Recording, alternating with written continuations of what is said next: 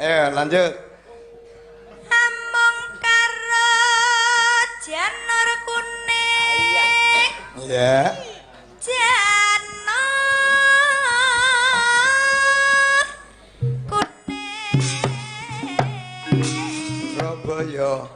Tumbas ali-ali. Tumbas ali-ali. Sugeng ambal warsa. Waduh. Baskara sinar sakti. Apik. Mamat tulis 500. Tuku kates. Tuku kates. Wah sik. Katesku dhewe ya. Tuku kates. Pak Rahmat.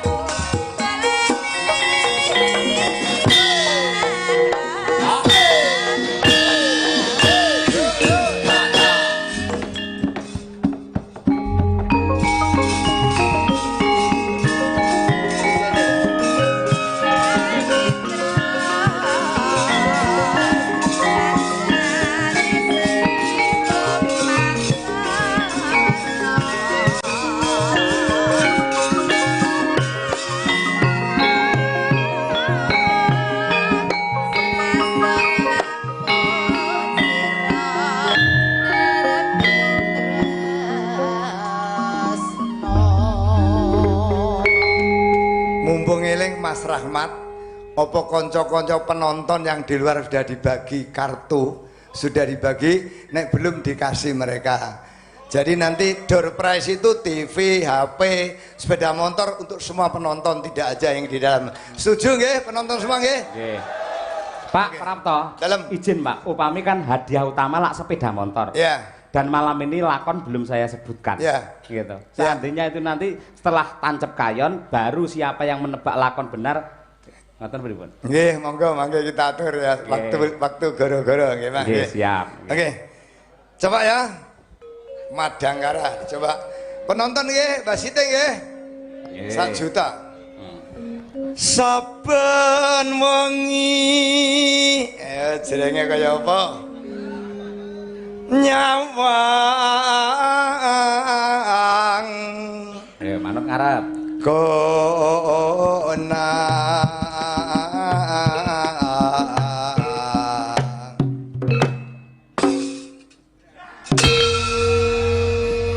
Kompak boten? Sak yuta. Alhamdulillah. Terus Nduk, ya Umi ya. Ya Umi Ratu Podang Kuning. Kok ning bangku Podang Kuning karo aku ya. Cek dijogeti penonton dadi sawer gak usah kuwatir penonton ya. Nggih. Ayo Podang terus no. Yen memajang. Ayo. Yen memajang. Saya mboten suarane. Ape muridé Bu Kesi kok. Ayo lanjut. Among karo janur kuning. Iya. Janur kuning.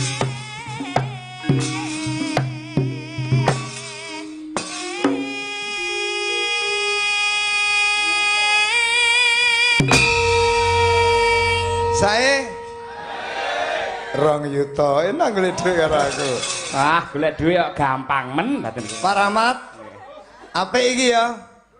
200.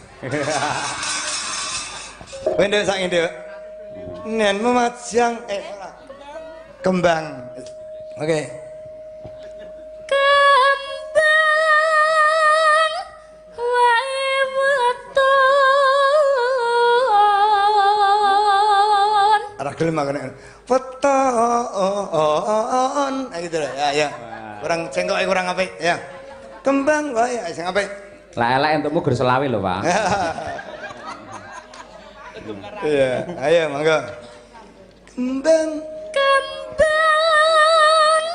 wae weton. bagus. Ya. Kuno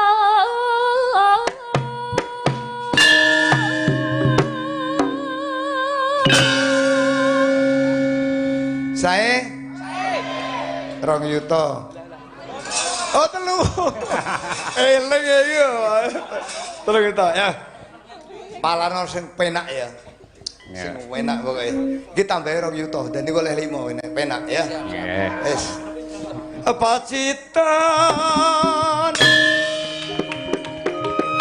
sarwi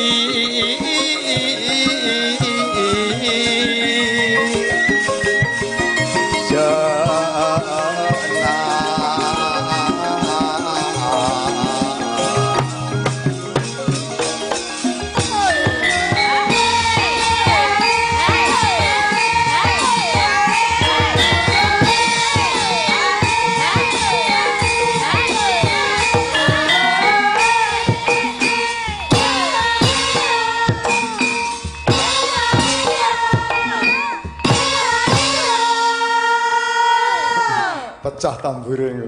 Sae bucange? Sae, Pak. Mesti anak buahe ya. Pira?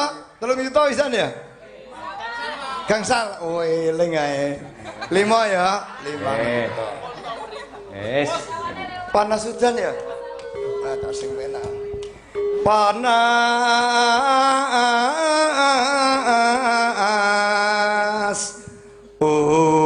udan.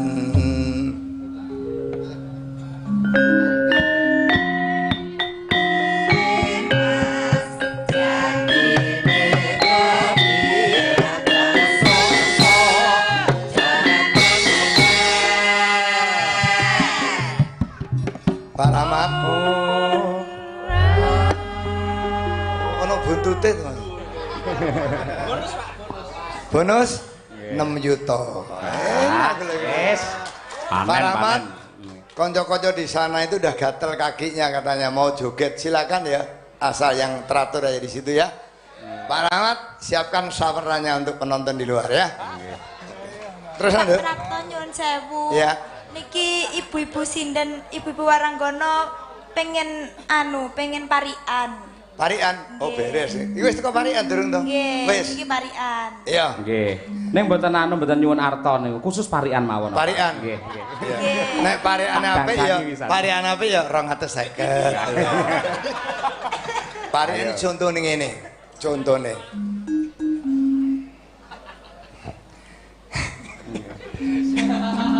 Aku kok nguyu nggih parian. Nggih parian ini gampang kok. Ning Surakarta gawe sumur nderek Pak Prapto mesti makmur. Saya mboten. Pak Rahmat, aku 250 lho, Mat. Ayo. Ayo, kowe nduk saiki. Ayo. Hitung ae pira? Mau wis 200 ya, saiki sing apik. Ya. Ning Mojokerto Ning Mojokerto tuku apem. tuku apem. Waduh, sik. Nang kene apem pirang-pirang dadak Kira-kira apa ya? Temen tuku apem Mojokerto. Ning Mojokerto tuku apem nderek Pak Prapto mesti marem. Nah, kira niku. ngono. Nggih, Pak. Ayo nyanyikan tembangno. Nderek Pak Prapto mesti marem. Ya wis, 200 pindho 400 hitung nduk ya. Ya. Kowe saiki, kowe wis. Ayo, Teng Pak. Mojokerto, Moh liyane ya Mojokerto tiru ae. Kuwi rene kutha liyane Gak ae. kutha liyane. teng Surabaya, Nang Surabaya tumbas ali-ali, tumbas ali-ali. sugeng ambal warsa, Waduh, Baskara Sinar Sakti. apik. Mamat tulis 500. Waduh. Ini muridnya Bu Gaisi mesti pinter-pinter iki. Sing lingkuh nggih pengen, Pak. Iya dong. Pojok wah ini saya ini punya grup musik 2 ya. Yang satu namanya Sinar Baskara, yang kuning-kuning itu yang tadi nah, itu campur sari. Itu yuswanya sudah 15 tahun ulang tahun. Mau ulang tahun ke-16 rencana. Nah, arek-arek iku di Sinar Baskara udah 15 tahun. Biyen itu melak aku ya selawe tahun terus karo ayu-ayu. Saiki wis 40 luwe kabeh. Ning tetep ayu lah, tetep cantik. Sopo sing ngrumat? Kopen kok ya. Oh, Mbak. Oke. Ayo, Mbak ini lah, Mbak ini anggota saya di campur di musik Baskara Sakti. Saya punya musik juga karawitan, cucu saya ndalang namanya Baskara Sakti. Tapi cucu saya ndalang enggak kong Mika pensiun aja katanya. Ayo Mbak Uun, monggo. Wah Mbak Uun asmane nggih, derek tepang Mbak. Nggih. Kula cayokun tadi Mbak Uun. Semarem disindari karo Mbak Uun. Itu miliknya orang dua loh. Sinten? Miliknya panjenengan juga milik saya. Nggih, ning jenengan sugih kula miskin. Ayo Mbak Uun, Mbak Uun. Tuku kates. Tuku kates. Wah, sik. Katesku dhewe. Tuku kates. Terus Karo tuku roti. karo tuku roti. Wangel sik. Pripun? Tuku kates karo tuku roti. Aduh, apa ya? Aneh mesti bukti.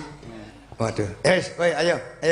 Selamat sukses. Oh, gitu. Baskara Sinar Sakti. Ya. Pak Rahmat catet 250. Bu, monggo Mbak sapa asmane? Nggih. Mbak siapa asmane? Lia, Pak. Ria, Bu. Ya monggo Mbak Ria. Mangan roti. Mangan roti. Layak awake lemu mangan ae. Mangan roti, monggo. Rasa Srikaya. Rasa Srikaya. Baskara Sinar Sakti. Semoga semakin jaya. 250. Monggo Mbak sapa? Monggo sebelah, monggo nggih. Monggo kajel. Monggo Mbak. Ayo Jan. Monggo. Tuku roti. Telo Mama. Sik. Mau wis roti ya, roti maneh. Nggih. Liyane roti ae. Kudu kreatif, Pak. Ya, kudu kreatif. 200 roti ae. Oh, roti ae. Tuku tali. Tuku tali ya wis. Telo karo tahu. Tuku tali, Telo karo tahu. kelor, Telo. tuku tali. Telo kalih Oh, tuku tali, telo karo roti. Wah, tuku tahu, Pak. tuku tali, telo karo tahu. Tuku tali, dienggo apa? Nggo kendat. Nggih naleni tahune iki, Pak. Tuku tali, telo karo Tahu. tahu. Wah, aneh tenan. Ya monggo Mbak. Aneh pisan iki. Jajal nek apik ya tambah iki. Apa?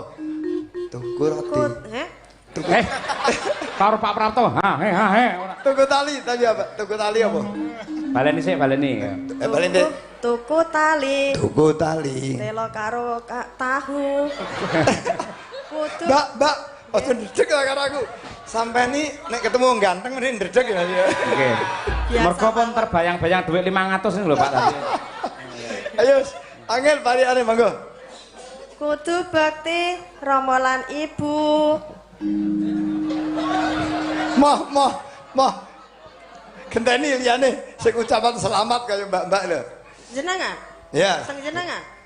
Teng jenengan? Iya, ayo. Nah, Cang, ganti. Ganti. Ngonceki semangka Waduh, ngonceki semangka angel. ning pinggir sumur. Ning pinggir sumur.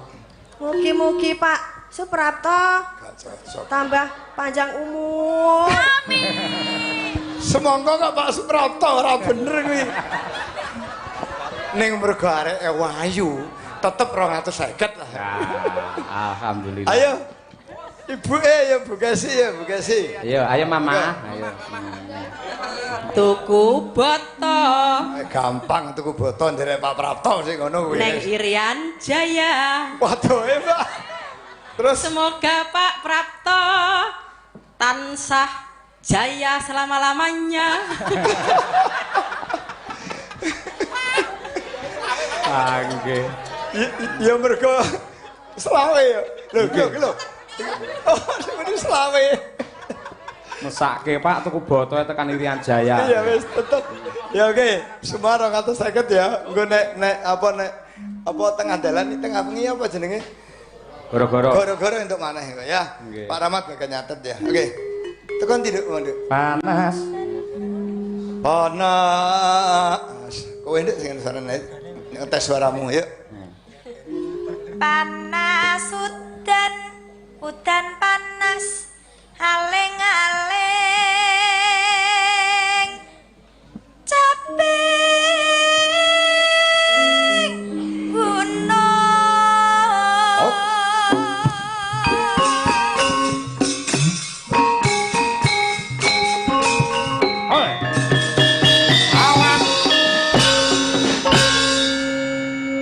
sak yuta. Wah. Piro pisan? 7. Kelingan ae diitung. Pinten pun 17, Pak. Najan wadon sarwi lanang. Kok gak enak ini? Oh, dijinemke, nggih. Iya dong. Wangsul, Pak, wangsul. Nggih. Najan bener ya? Leres nggih.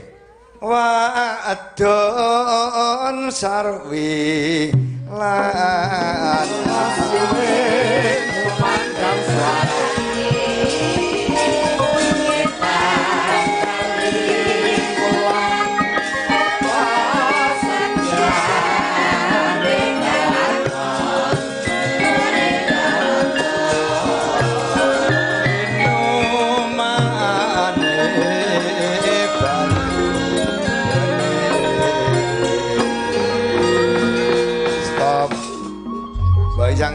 dalem Bapak.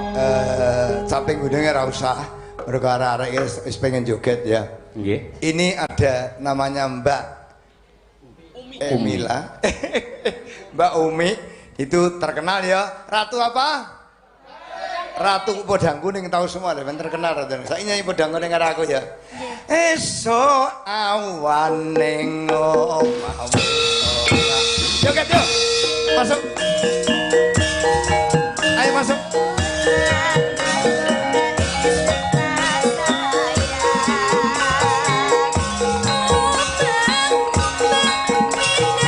Pak Rahmat.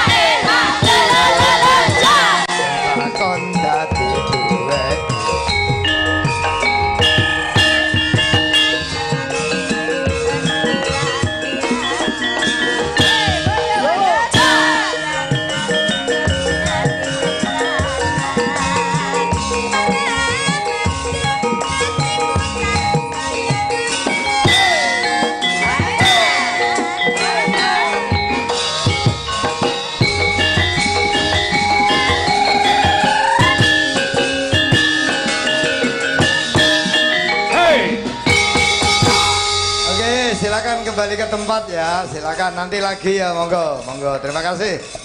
Biar anget bujange. Leres Bapak. Konco-konco pecinta wayang, alhamdulillah. Nggih. Bayu Cange, Dalam Bapak. malam ini kita ada tamu istimewa. Nggih. Beliau sangat terkenal sebagai ketua musik kesatu. Musik kesatu, musik keroncong bersatu Indonesia. Wah, nggih, nggih, nggih. Tepuk tangan tuh Pak Tuti Maryati dengan kawan-kawan, dengan Mak Mami.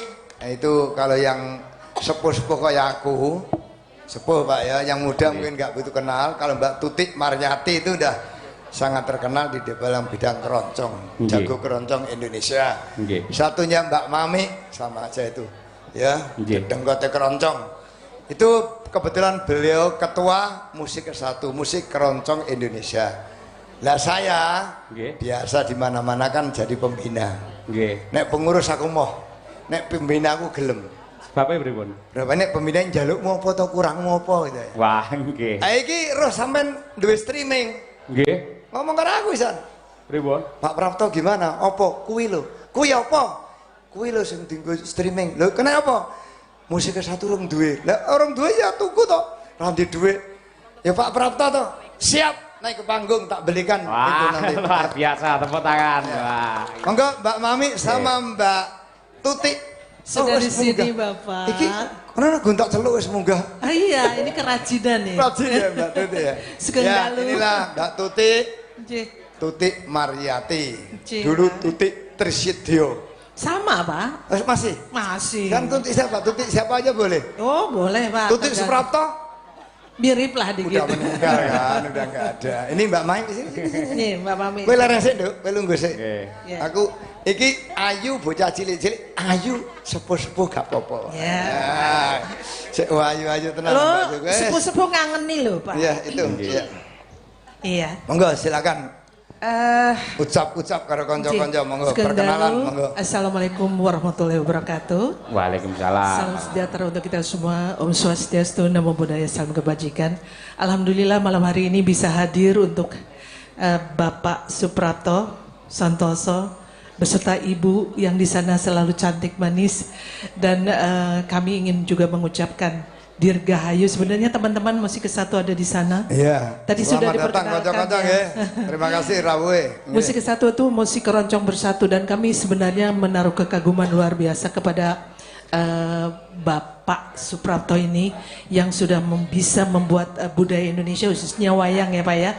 Dan kami juga menunggu Pak, kapan kalau sudah namanya gamelan sudah menjadi harta tak benda Indonesia ini di UNESCO. Tinggal kita menunggu keroncong Pak, kapan Pak gitu. Gamelan wayang sudah diakui UNESCO. Sudah diakui keroncong UNESCO. belum. Doakan kanca-kanca nggih. Keroncongnya belum. Ya, keroncong diakui UNESCO, monggo. Melaku. Oh, melok iki. Iya Pak, ning kutha Pati. Sik. Iki rapati wani nek 250 mesti 1 juta ya. Penyanyi terkenal. Dirgahayu. Ya. Baskara Sinar Sakti. Saya Ya anggap aja bagus atuh Pak. Kan kami mah nggak seperti Mbak Tuti, mana? Ji. aku kan pembina di bidang Iya. musik keroncong. Ojo Iya. kaget. Aku pembina dandut juga di Indonesia. Iya. Kui ketuane. Berdiri Mbak Elvira. Ah, itu ketua dandut Jawa Timur. Sekretaris Pak, izin sekretaris. Oh, sekretaris Ya, sampean. ketuanya Ibu Puri Rahayu. Aku pembina. Siap. Pembina pembina. Kayaknya Bapak itu di mana-mana pembina. Di Pepabri, di Lemhanas, di mana pembina. Pembina kita semua. Iya. Pembina Indonesia sebenarnya. Iya. Pembina budaya Nanti aku tak tebang Indonesia. dandut, ojo khawatir. Saya pinter.